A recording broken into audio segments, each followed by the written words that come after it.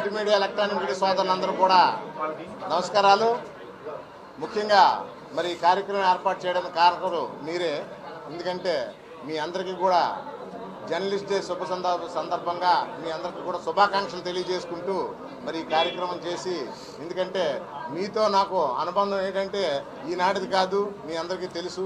మరి ఈ కార్యక్రమానికి మనకు ముఖ్య అతిథులుగా మన దక్షిణ నియోజకవర్గం ఎమ్మెల్యే అయినట్టు మన వంశీకృష్ణ శ్రీనివాస్ యాదవ్ గారు రావడం, అలాగనే మరి ఈ కార్యక్రమంలో మరి అతిథి మనకి గంటల శ్రీనుబాబు గారు, మన విమానాశ్రమాల డెవలప్మెంట్ కమిటీ మెంబరు, అలాగే సింహాచల దేవస్థానం సభ్యులు, మరి ఆయన కూడా రావడం, అలాగనే మరి మీ అందరికి కూడాను ఈరోజు ఏంటంటే అభినందించుకోవాలని ఒక ఉద్దేశం. ఎందుకంటే నా గెలుపులో ముఖ్య కారకులు మీరు, మీ అందరికి కూడా ఎప్పుడు చెప్తూ ఉంటాను నేను. అందుకని మిమ్మల్ని అందరం కూడా మిమ్మల్ని నాకు ఒక కుటుంబ సభ్యుల్లా భావిస్తూ ఎప్పుడు కూడా మీరంటే అభిమానం కొలిది ఈరోజు ఈ కార్యక్రమం చేసాం, ఈ ఏర్పాటు చేసాం. అయితే ఇక్కడ ఇవాళ ఆలస్యమైనందుకు ముఖ్యంగా క్షమించాలి. ఎందుకంటే ఆయనకు మా ఎమ్మెల్యే గారికి బాగోపోయినప్పుడు కూడా మీరు వస్తున్నారు అనేసరికి పాపం అంత ఓపిక చేసుకుని వచ్చినందుకు ఆయనకి మేము ధన్యవాదాలు తెలియజేసుకుంటున్నాం. అలాగనే మరొక విషయం ఏంటంటే పత్రికా సోదరుల గురించి నేను ఒక విషయం చెప్పాలనుకుంటున్నాను. ఏంటంటే మీరందరూ కూడాను భద్రత లేని ఉద్యోగాలు చేసుకుంటున్నారు. మీరందరూ కూడా నాకు తెలిసినంత వరకు కూడాను మీకు ఎవరికి భద్రత లేదు. భద్రత అంటే ఆర్థిక భద్రత లేదు. మరి ఫోర్త్ పిల్లర్ ఆఫ్ ఎస్టేట్ మీరంతా కూడాను ఈ ప్రభుత్వాలకు కానీ ప్రజలకు కానీ కళ్ళు చెవులు మీరే.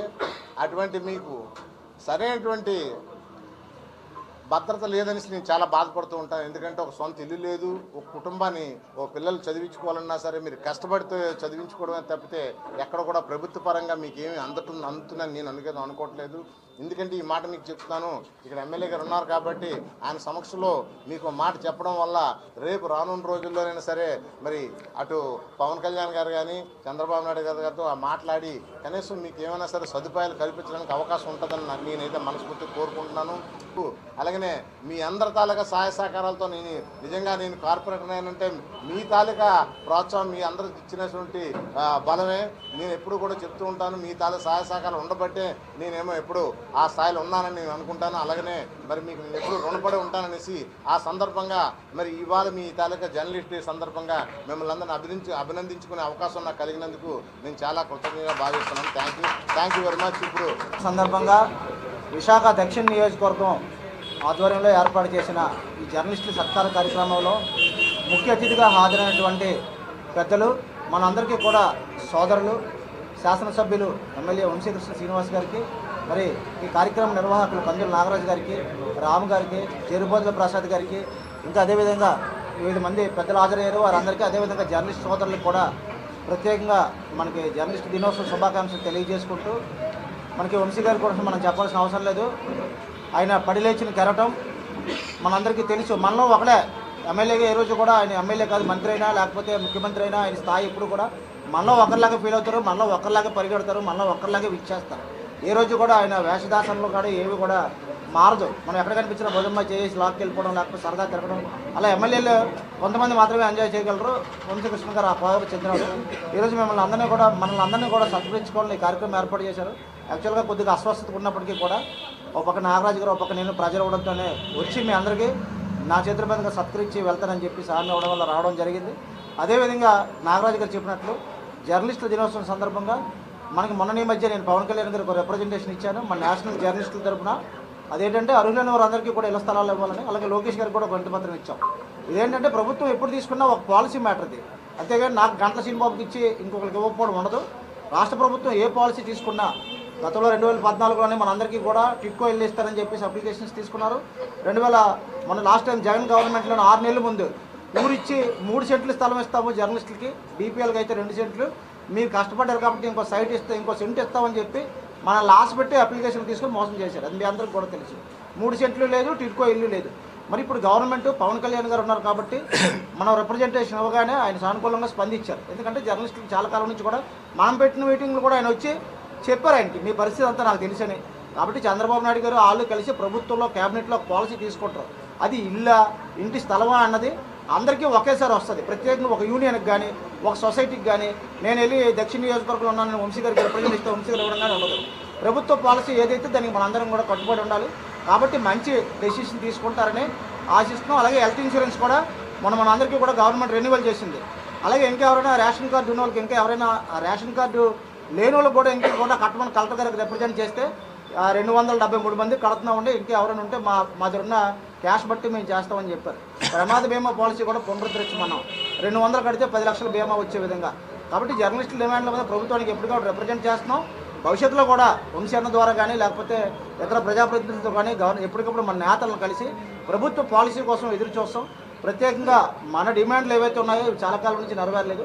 మొన్ననే తెలంగాణ రాష్ట్రంలో అందరికీ కూడా అక్కడ ఇళ్ల స్థలాలు ఇచ్చారు. పాతది ఎప్పుడో మందరు కూడా ఒకటి పెండింగ్ ఉంది. దాంతోపాటు మిగతా 2005 తర్వాత అందరూ కూడా ఇళ్ల స్థలాల కోసం వెయిట్ చేస్తున్నారు. కాబట్టి 2005 తర్వాత నుంచి ఇప్పటి వరకు మనకి ఏమి ఇవ్వలేదు. కాబట్టి ప్రభుత్వం మంచి డెసిషన్ తీసుకుంటుందని పవన్ కళ్యాణ్ గారి మీద, చంద్రబాబు నాయుడు గారి మీద మనకు అపారమైన నమ్మకం ఉంది.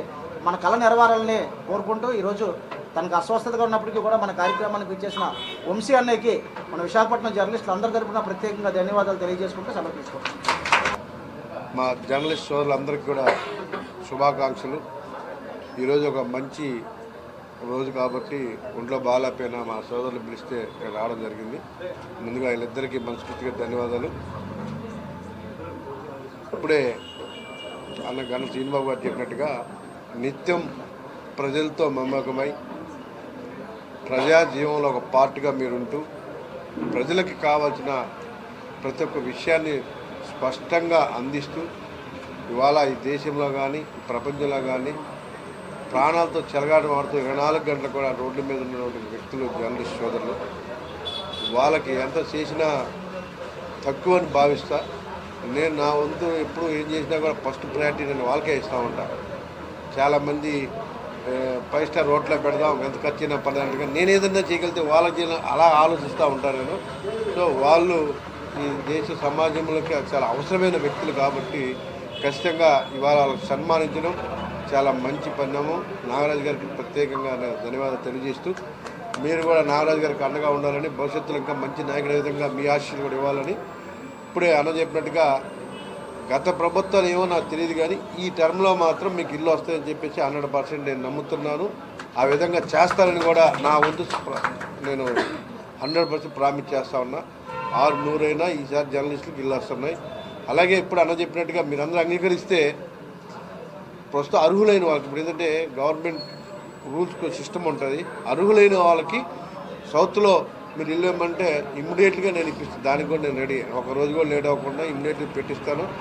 అర్హులైనటువంటి అయితే యాజ్ పర్ రూల్స్ మీకు అన్నీ తెలుసు కాబట్టి ఆ విధంగా కావాలంటే నేను ఎప్పుడు కావాలంటే అప్పుడు పెట్టించేస్తాను. సో ఖచ్చితంగా చేపిస్తాం. మీకు పూర్తిగా అండగా ఉంటాం.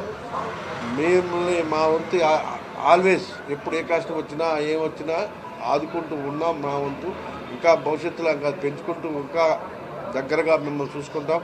ఖచ్చితంగా మీ అవసరం ఎంతైతే ఉందో మా అవసరం కూడా మీకు అంతటిది.